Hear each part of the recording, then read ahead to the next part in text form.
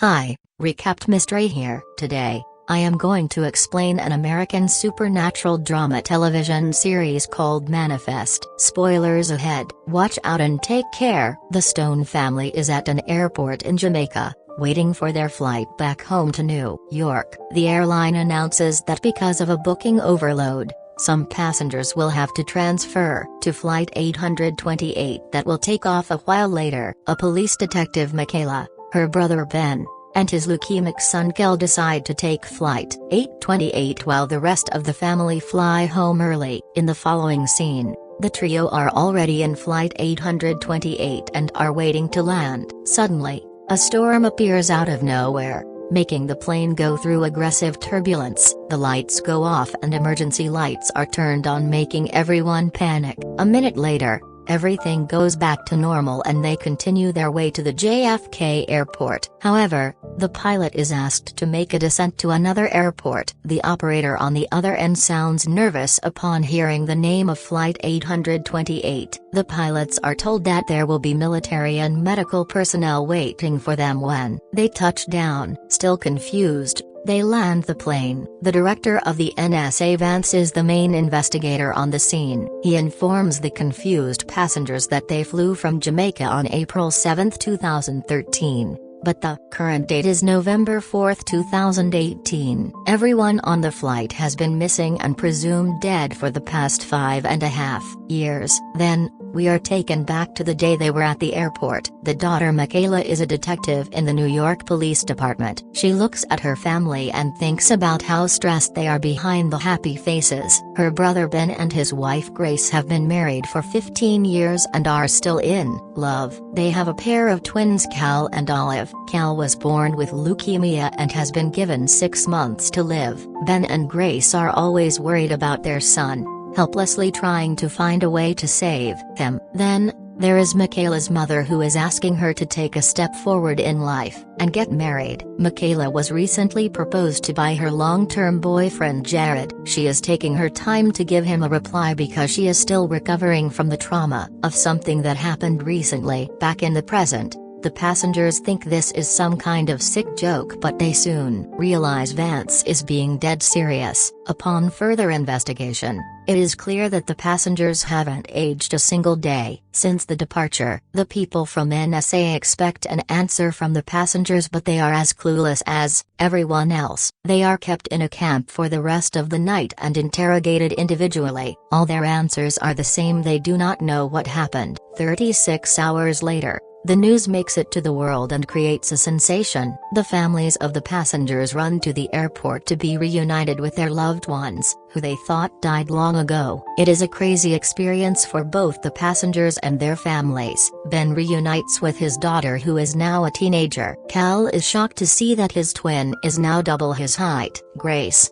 on the other hand, could not be happier to have them back. However, Ben and Michaela find out that their mother passed away 2 years ago. They have a hard time processing the information, so they decide to go home and rest first. While the rest of the world loses their mind, the family settles into their changed home. Simultaneously, scientists start examining the airplane but find nothing out of the ordinary. Michaela is worried because her fiancé Jared didn't come to meet her at the airport. She goes to her workplace to meet him and is greeted by a senior detective. He welcomes her back to the job even though she has been Mia for 5 years. Other than the return of Flight 828, the news about 2 girls being abducted from their backyard has also made the television. Jared is the lead detective on the case and is very busy. Upon meeting him, Michaela finds out that it is not the only reason he didn't come to meet her. It turns out, he married her best friend Lord last year. Michaela is shocked because to her,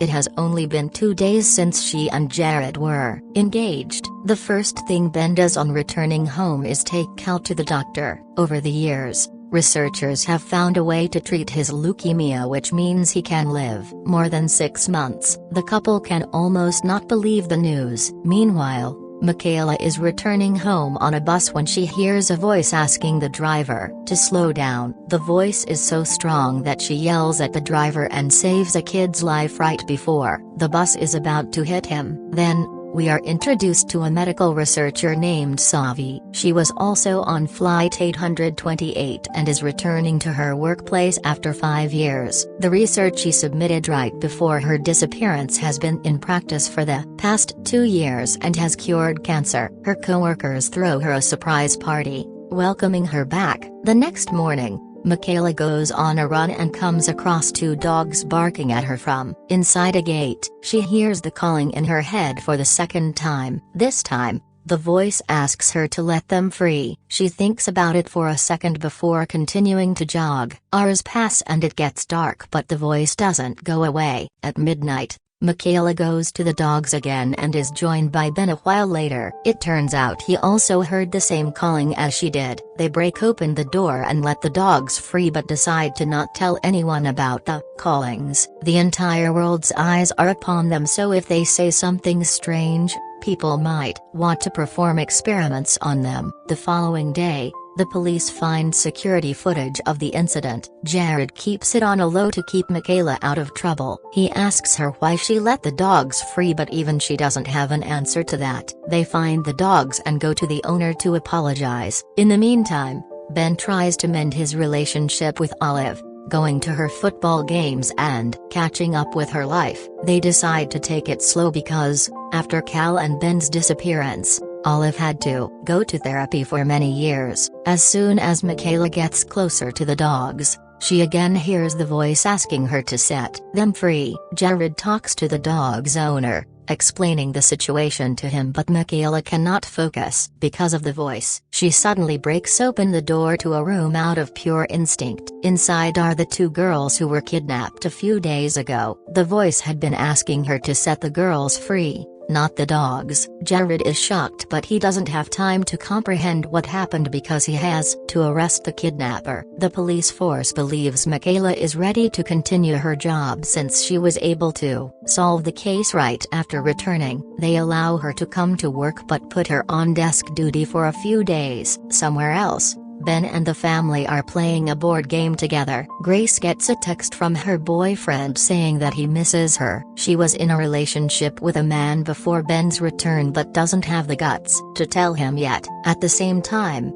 some passengers on the flight get a slight headache and something in their hearts tells them to go to the airport instantly. When they arrive, they are shocked to see each other, knowing that all of them had the same urge. Suddenly, the airplane explodes into pieces without anything triggering it. When the NSA finds out that 20 passengers were present at the scene, they are brought in for interrogation. All of them give the same answer, that they just felt like coming to the airport. They are let go after 10 hours of interrogation, but the officials keep a close eye on them to make sure they aren't hiding something. At breakfast the next morning, Jared hears a specific tune playing in his head. No one else hears it, which makes him question his sanity. Following the eventful morning, he and Grace bring Cal for chemo, where they meet Sanvi. Upon finding out she was also in 828, they are shocked because Cal is being treated using her discovery. Meanwhile, Michaela goes to work and finds Lord. They used to be best friends, but this time,